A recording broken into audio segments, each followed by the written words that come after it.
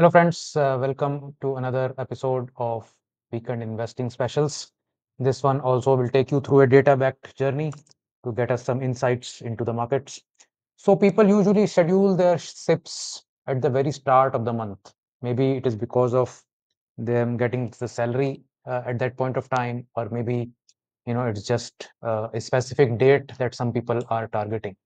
So there is, if you invest initially in the first couple of days and then if the market slips, there is always a regret.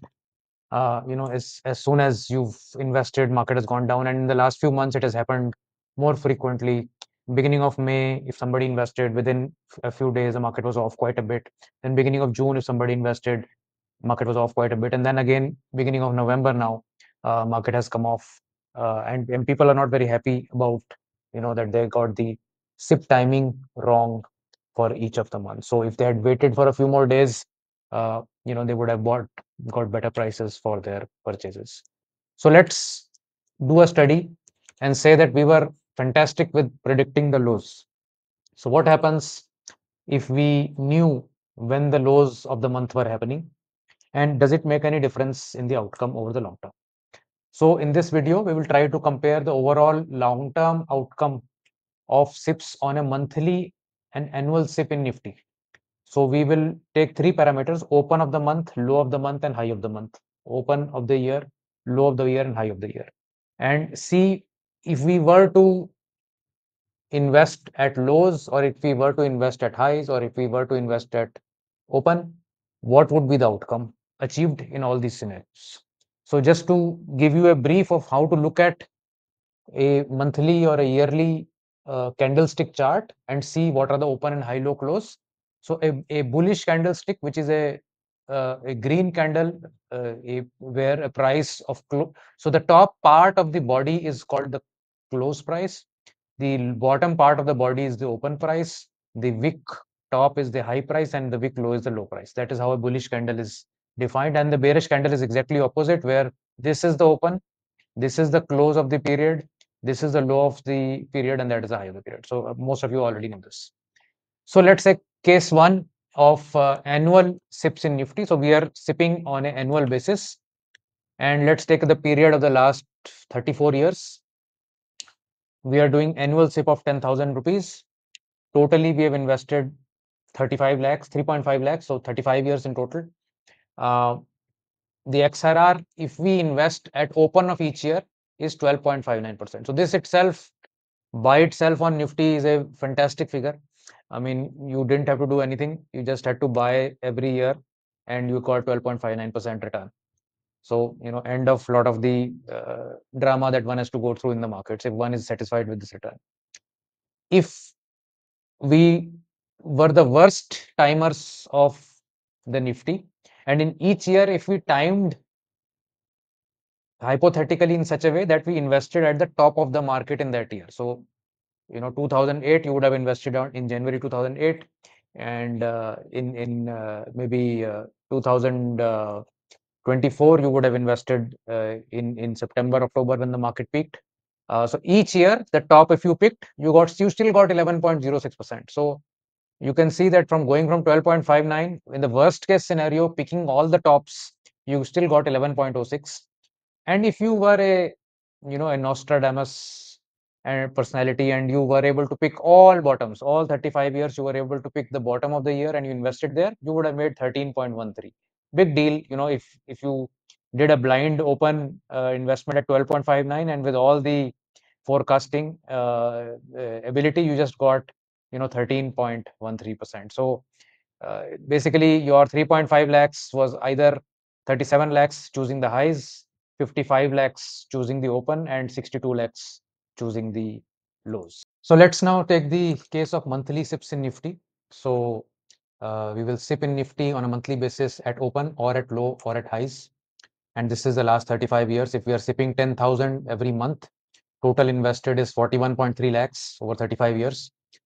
And then the outcome, if we invest at the top of the month, by top I mean the open of the month, is you're getting 5.79 crores at 12.29%. Sorry, 5.49 crores at 12.29%.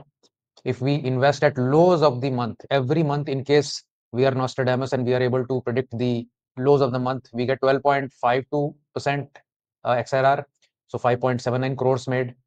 And if we invest at highs of each month, if we are unlucky enough to get the high of the month, we get 12.01%, so 5.14 crores made. So there is a difference of 5.79 crores versus 5.14 crores over this long period. But is it worth the time to time the lows is the question. You can see that in the yearly case, there was still some gap between the open high low because of the span of the period. But in the monthly case, there is virtually no case for trying to sip on day 1 versus day 2 versus day 10. I mean, don't waste your time over it.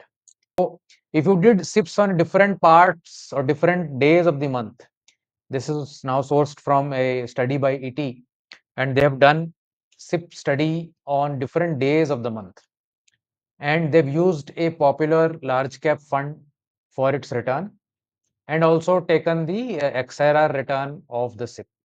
So you can see that regardless of where you invest over a period of time of 10 years, the fund SIP returns remains between 1209 to 1211 to 1215, max 1219, I think. So 1209 to 1219 is where the fund's returns has moved.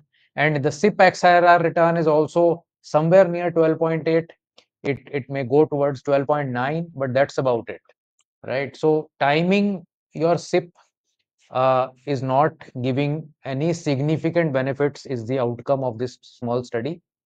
The difference between sipping at various market lows versus market highs is also minimal, especially if your time frame is high. Uh, for monthly sips, the impact is nullified. But if you are, let's say, putting a investment once in couple of years or once in a year, then some impact is there, whether you are coming in at close or open, or sorry, close open or high or low. So this is essentially a test of also investing in small cases, for instance, where people ask that should I buy at 10 a.m. or 2 p.m. or next day or 2 days later.